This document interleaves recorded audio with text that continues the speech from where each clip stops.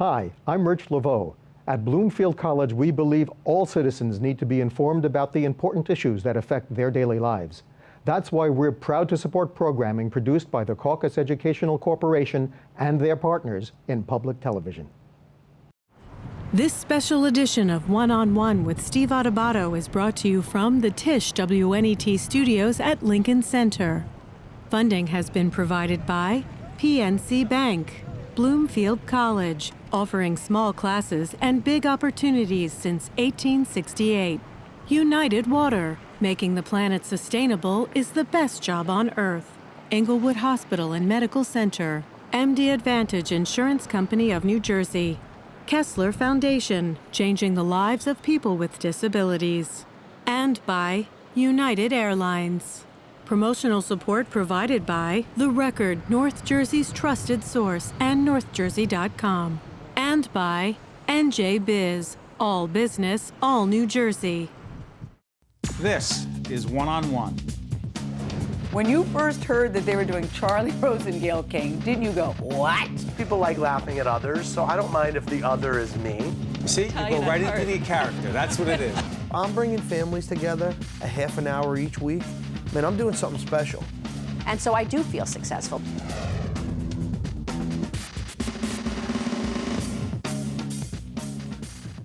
Hi, I'm Steve Adubato. We're at the Tisch WNET studio here in the heart of New York City. It is our honor and pleasure. You've never been to this studio? Nope. Well, you're here now. This is Steve Schirripa. Nice to see you, man. Good to see you. He's a very well-known, famous actor, author, and the president of Uncle Steve's Italian Specialties. You got it all going on. You're an entrepreneur. Yeah, yes and no. You know, I mean, I had a whole nother life before I was an actor. You know, I was an entertainment director in Vegas for many years, so I was on the other side of the business. Started acting in the early 90s, got onto the Sopranos in 99, moved back here. You know, I mean, I've written 6 books. We turned one of them into a movie. I was on another series after the Sopranos. I produced stuff. You know, the Sopranos gave me the opportunity that all these other doors opened. So I was, you know, some of the guys did. I was one of the guys that knew it's not going to last forever, and we better jump on something else. And I've tried to, as they say, not leave a dollar on the table. Absolutely. You know, How did we they got find the kids in private school. You know, I just auditioned. You know, I had been acting. I was Straight running, up? Yeah, I auditioned. I was running. I was a maitre d' in Las Vegas for years. I moved to Las Vegas in 1980. Graduated Brooklyn College. Moved out west. Worked at Paul Anka's club. Worked at another club. Became a maitre d'. Did well there. Those are the days, you know, you wear the tuxedo, you got your hand out. So that was good. Then I became the entertainment director. I worked with a lot of comics. So some of the comics started to ask me, we're doing a thing for HBO, we're doing a sketch, we're doing this, Drew Carey, Kevin Pollak, you know, so just, it was a hobby, man, you know, it's just something I'd like to do. I would fly to LA or drive to LA, and I started auditioning and getting some stuff, 2 lines, 3 lines, 4 lines. It was a hobby that I enjoyed doing, so I came back here for a wedding. A buddy of mine, I had gotten married like 10 years earlier. He was a writer for Saturday Night Live. I said, if you ever get married, I'll be there. Come to the city. And I tell my agent, I said, the guy was helping me, he's my friend, the agent. I said, see if you get me to read for that show, The Sopranos. Maybe I grab a couple lines, you know? And I stayed downtown where the World Trade, the Vista Hotel. Yeah, was a hotel. it was in the World Trade Center. I stayed down there. They faxed me the material. I went uptown to read for Georgianne Walken, who's Christopher Walken's wife, who cast The Sopranos. David Chase not there? No, nobody there at the time, just me and her. And she said, I read for a role of an FBI agent. She said, I don't see you as that. You know, read this. Is that the role Pellegrino got? No, it was the role of a Skip. Okay. Lipari, that I know the guy you're talking about. Skip. Yeah, I got it. Yeah. So it was that guy, and she said, "I don't see you as that. Read this. We have someone in mind, but here." So I saw the role of Bacala, and I gave me a minute. I cold read it, and she said, "That was good. That was good. What is this?" She picked up my resume like that. So never lie on your resume, you know. Because she said, what is this? What is it? I said, I've had a few lines here and there and blah, blah, blah. And at that time, I had a little bit. And so she said, if I could get you to read in front of David, would you come back? And I had no idea who David was. And I went, sure, yeah, whatever, yeah. She said, it's a local hire. You got to live here. I went, yeah, whatever. It's a local I said, let's hire. hope we have that problem, I said. So I went back, and about a week later, they called.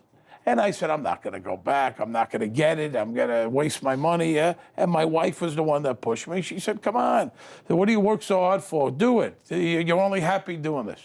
So I went back. The next day they called. I got a recurring role. So I kept my day job for a year. It cost me $22,000 to make $24,000. I Good move, commuted Steve. myself. Yeah, I mean, I took a shot. I had 2 kids.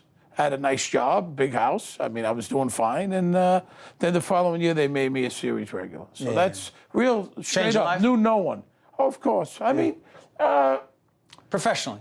oh, of course, absolutely. I mean, there was no career before this. I mean, this was, I was dabbling. I was a hobby. It was fun to me, And now all of a sudden, I was able, we moved back here and we bought a place. And my kids were born in Vegas. My wife was born in Vegas. So, we all moved out here, which been here permanently since 2002. Changed my life. I still have the same friends. I'm not a big showbiz kind of guy. That doesn't. I know you love I don't the get Knicks. excited Listen, about I've seen you at the showbiz. Knicks games. I've seen you at the Yankee games. You're a I'm hardcore New York fan. I'm a big Knicks You fan. have good seats. Big Yankee. Yes, I do. Look at you. That's what's changed. I got Look good at you. You seats. got better seats. Rangers. Way better seats. I see you in the blue seats at Yankee Stadium way down Yeah, there. I'm there. All right, can we talk about this? Sure. Then I'll go back to something else about the Sopranos I've been wanting to ask you.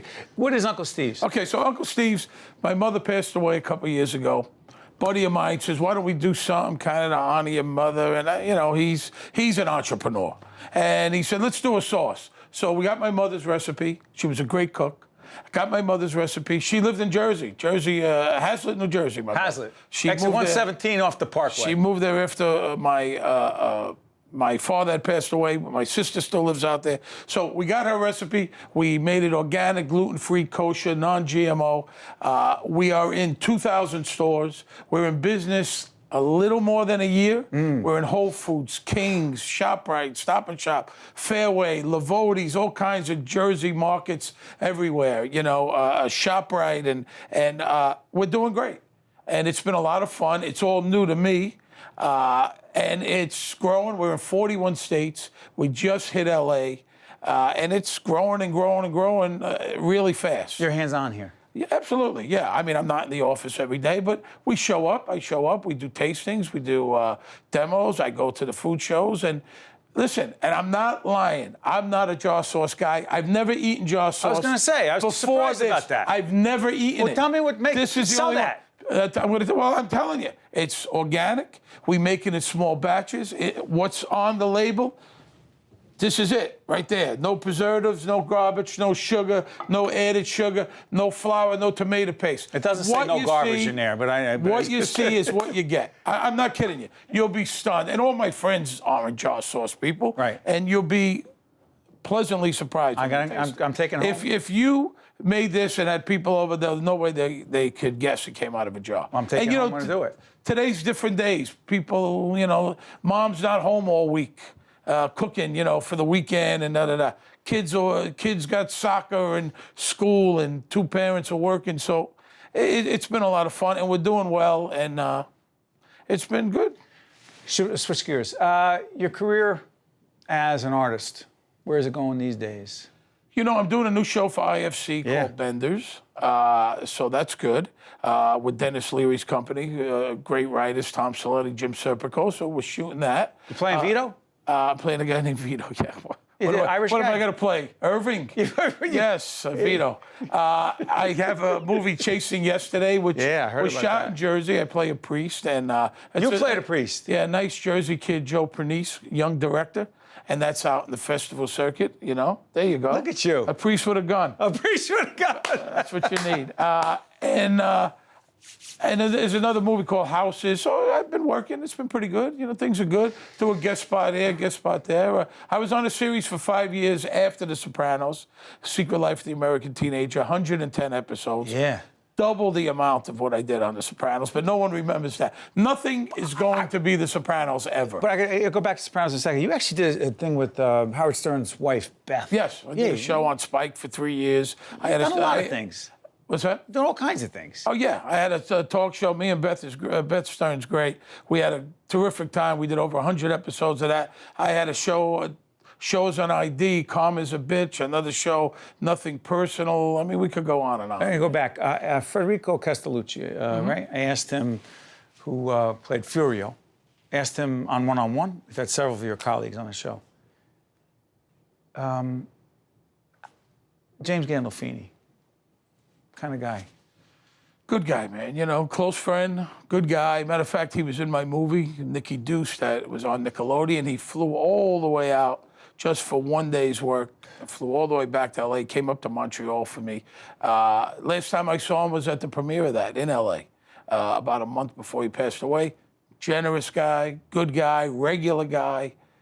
I mean, what can you say? I mean, besides his talent, I mean, he was a really, really good guy. I've told the story where he gave 16 cast members $33,000 apiece. He called everyone into his trailer. He gave everybody a check, all the regulars a check. He said, thanks for sticking by me. He was going through a contract dispute. I mean, that's a lot of money. There's a lot of people that made a lot more money than him that didn't do that. He was... At the end, he bought everybody watches. He spent hundreds of thousands of dollars in watches as gifts. He was a big-hearted guy, nothing like Tony Soprano. Nothing. He was a Birkenstock wearing. He loved music. He loved his family. He was with his kids and his wife and his nieces and nephews and cousins, his sisters. He was a good guy, man. It's a shame. Just a shame. You guys have a special bond? I think everybody did, yeah. I think it became a big family. You were together like 10 years, and I came on the second season, but we traveled together. You were with each other with divorces and kids and weddings, and, you're with people for that long. You spend a lot of time together. We spent a lot of time together off camera, we traveled, we did a lot of personal appearances. We hung together, a lot of us lived downtown at the time. Now everybody's all over the place, but Jim lived in Tribeca. I lived down there. Michael Imperioli lived down there. Our attorney lived down there. So we were out and about enjoying, there was a time when the show was on, it was like playing for the Yankees, man. You were on the biggest show possibly in the history of TV. And it's never going to be that way. Nothing's going to duplicate that time of your life. That's a once-in-a-lifetime shot. If there was one show, if you were lucky enough to be on a TV show, and then to be on that TV show, that's like hitting the lottery twice. It's like, not only am I lucky enough to do this for a living and make a good living, but that show, for you, that's what it was. For us, it was like hitting the lottery. Yeah. As viewers. And so I want to thank you for all those years on that show, and thank you for everything you continue to do, and I look forward to bringing UncleStevesNY.com. You're going to be surprised. You're going to call me. You're going to say, I can't believe what this tastes like. Steve, thank you so much. I appreciate Pleasure, it, buddy. man. Pleasure. There. This is One-on-One. Great people like Steve Schirripa in the house. We'll be right back right after this. Thank you, Steve. To see more One-on-One with Steve Adubato programs, visit us online at steveadubato.org. If you would like to express an opinion, email us at info@caucusnj.org. Find us on Facebook at facebook.com/Steve Adubato PhD. And follow us on Twitter at Steve Adubato. We're pleased to welcome Charles Granata, Sinatra Expert, author, producer, and he's the producer on Sirius XM's Nancy Sinatra weekly program, Nancy for Frank, which I listen to every week, and also tied to the Sinatra and American Icon traveling Sinatra exhibit. Yeah, that's right. Every weekend I do it. That's great. Thanks. That's good to hear. Oh, I'm not the only one. A lot of people do. I know. I'm amazed at how many people love our show. It's a great thing. You know what I'm curious about? I've always thought about this. I was having a conversation with someone the other day. Sinatra was on in the background. Happened to be at an event. Sinatra's on the background playing, and I turned to a friend and I said, 50 years from now, you still think they'll be playing Frank Sinatra? He said, of course they'll be playing Sinatra. And Sinatra just had the 100th birthday. Right. 50 years from now, still playing Frank Sinatra? Absolutely. Because Sinatra bespeaks quality. It's quality songs, it's quality orchestration, it's quality vocalizing. The whole package is there. I mean, these songs that Sinatra recorded in his 60-plus year career are really what the American songbook is all about. And even though other people have come and begun to carry the torch, I mean, it really started with Linda Ronstadt in the early 80s doing these great albums with Nelson Riddle, who was Sinatra's greatest foil in the 50s and 60s as an arranger. But, you know, it continued. I mean, you know, we have Boz Scaggs and Neil Diamond and Barry Manilow and, of course, now entertainers like Michael Bublé and Harry Connick, who have now predicated their whole careers. Michael Feinstein. Well, Michael Feinstein's in a different class. I mean, Michael is really, he is the preeminent. he is, isn't he? Interpreter, yeah, absolutely. I mean, Michael is a very close friend, but I just adore him as an artist. And not just as an artist, because he's maintained a very unique way and a very unique style in interpreting these songs. But I really love that Michael is into the preservation of the artifacts and of the music that really would have gone away had he not rescued them. Let's talk about this exhibit. We're going to show some artifacts, if we could. Lauren, if you could, our producer, Lauren's in my ear. As Lauren puts up some of the artifacts from this exhibit, by the way, name the exhibit again? It's the Frank Sinatra, it's the Grammy Museum Sinatra exhibit, is really what it is. What are we looking at right now? Yeah. Well, I mean, here I can see a great photograph of Frank. Is that his bow tie? It's his bow tie. And there's a great story behind these bow ties. So in the 1940s, Frank Sinatra became known as this romantic crooner. Yeah. And he had this beautiful crop of hair and these big floppy bow ties. So not only was Frank affecting music in a huge way, he was the first teen idol, starts singing these great romantic ballads and becomes this pop culture sensation, but he affects dress and style. And one of the things that was his signature were these great floppy bow ties, which his wife Nancy Sinatra Sr., actually made for him. She did. She did. She made his bow ties in the 40s. And Nancy is 98 years old. She still has the pattern for the original bow ties. And as we could see in the exhibit, the family has generously loaned one of the original Sinatra floppy bow ties to the exhibit so that people could see it. You talk about fashion. I was telling someone something the other day. We were talking about shoes, and someone said, well, my wife, sorry, my wife, she said, why don't you wear those brown shoes with that blue suit? And I said, what? She goes, no, you've had those Cordovan shoes in, my producers are saying, why is Steve talking about this? And you know why I'm talking about it already. And I said, I'm not going to wear those Cordovan shoes with the blue suit. And she said, why? I said, because you can only wear black shoes with that suit or any other kind of suit. She said, why? And I know why. Why? Well, because Sinatra would never wear Cordovan shoes or brown shoes with a blue suit. There it is. And he was meticulous. So when he made this transition from the bow tie phase to the ultra sophisticated swinging phase in the early 1950s, everything about him changed. It wasn't just that his voice had deepened and that he was singing these great up-tempo songs with Nelson Riddle and Billy May.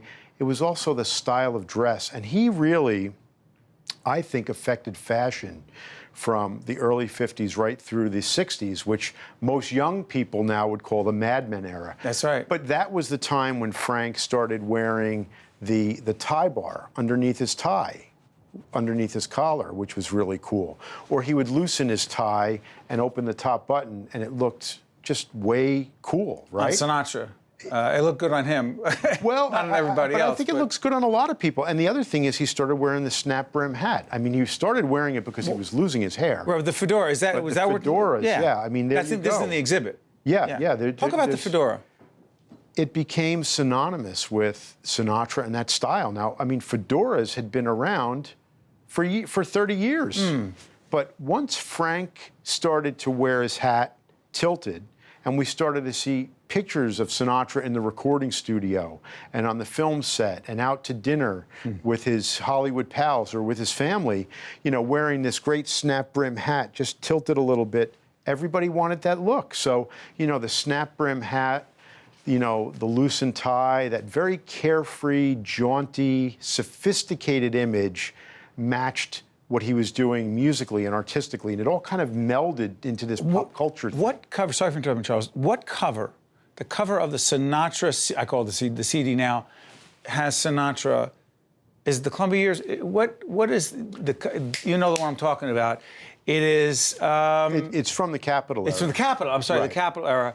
It's that shot. It's that shot, right. Well, In the Wee Small Hours of the Morning. That's it. It's such a great album. And see, that's the very neat thing, is that Frank not only expressed these feelings of love and Loss of love, the jubilation and the joy of being in love and looking for love, and then the sadness and the tragedy of losing your love. But it wasn't just the music and his voice that communicated that. It was the very covers of the album. So in the Wee Small Hours, you know, he's leaning against a lamppost, looking down and forlorn, and he's got the hat is tilted down. On Swing Easy and Songs for Swingin' Lovers, which are these great up-tempo albums, you know, he's looking happy, looking at young lovers, and he's got the hat on. And see, these are just iconic photos of an American treasure, an American classic. I mean, that was the Sinatra that we remember. You know, my mom was always obsessed with Ava Gardner. She talked about Ava Gardner all the time and the relationship that Frank Sinatra had with Ava Gardner. And the HBO documentary, The Two-Nighter, right, which I know you were sitting there watching as it was happening. With Absolutely. Millions of others. Did she have his number? You know, very interesting relationship. Without knowing Ava, you know, ever getting to meet her, I think they were very much alike. Very mercurial personalities and tempers. I think they loved each other, but they couldn't be together because they were so much alike. I think she made him crazy, though. She did. She did. I mean, do crazy things. Yes.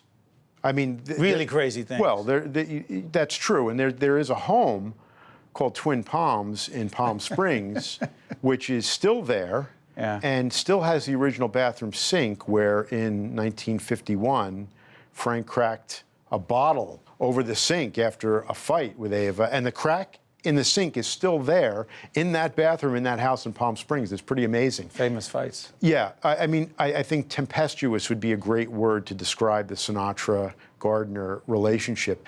You know, and I almost wonder if it was at first that he thought maybe she was out of his grasp, and he tried very hard to get her, and once he had her and thought he was losing her, he really wanted to keep her, and it was just elusive to him. Boy, he gets a lot of heat for leaving his wife at old school Italian culture. Yes. That's another story. Yeah. You've called Sinatra one of the first multimedia talent.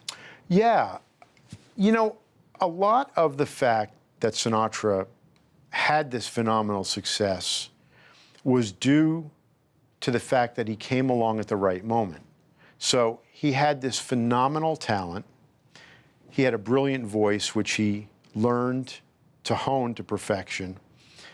And he also arrived at a moment when we had a confluence of radio and records and film and television. And then, as he started to get older, of course, he always did nightclub and stage performances, but, you know, as he became the elder statesman of pop music, we had the concert arena era where people would sell out a Madison Square Garden. And Frank Sinatra succeeded in all of those mediums. And that really, to me, is a big thing. The other thing about Sinatra, again, for those of us who are Sinatra aficionados, we remember I wasn't alive at the time, but I remember reading about Sinatra being down for a long time, and a lot of well, that was right around the Ava Gardner time when he was divorcing Nancy Sr. So and he can't get work. Can't get work. So no one wants to be around him. Right. And he's begging for the role in what movie? From Here to Eternity. And the role is? Of Maggio, Private Maggio. So he plays Maggio, and no one thinks he could play Maggio. And Right. what does he do with the Maggio role? Oh my gosh. Well, first of all, he said, I was born to play Maggio. I was born to play the role. This is me. I am Maggio. I live this. That's exactly what he said. I am Maggio. He said, Tell I am everyone what he Maggio. does with it. Well, and then when he's walking up the night of the awards, go ahead. He took the role of Maggio for scale, okay? This is the guy that was the first pop icon, the first pop idol in history, really. And 10 years later, he's reduced to taking the role in this film that he had to beg for. He had to beg for that role. And he takes the role for Union Scale, which I believe at the time was $8,000. No one really believes in him. They don't think he can do it. Well, he's done. They think he's washed up. Not only does he deliver a killer performance, he wins the Oscar for Best Supporting Actor. And at that moment, Sinatra was reborn. Yeah. And that was the great thing.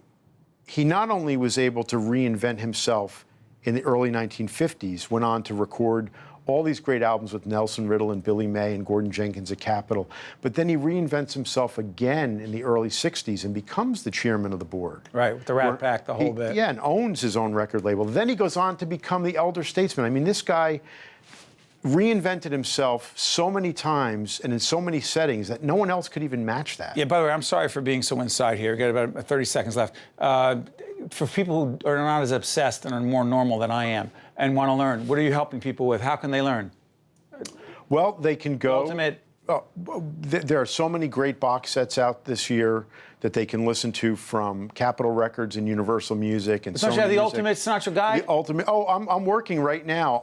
My book, Sessions with Sinatra, is out there. I'm also working on an Ultimate Sinatra Listening Guide, which will come out in 2016. What is it? It's called the Ultimate Sinatra Listening Guide, and it is basically going to be the blueprint for everything you need to know about Frank Sinatra, why he's great, and what records you should listen Charles, to. I have loved, that's why I love my job, is getting to talk to people like you. Thanks, Steve. Love you, man. That was great. It's great.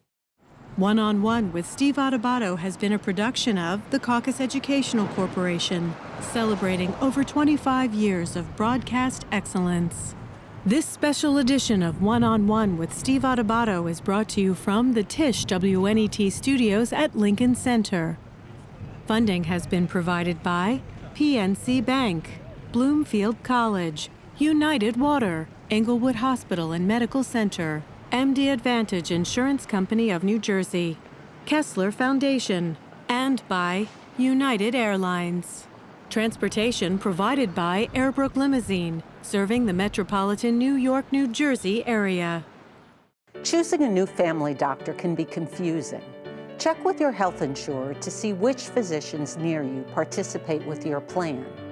Find out which hospitals the doctor uses and who covers when the doctor is away. And remember to schedule an appointment with your new doctor in advance to fill out any paperwork without the added stress of being sick.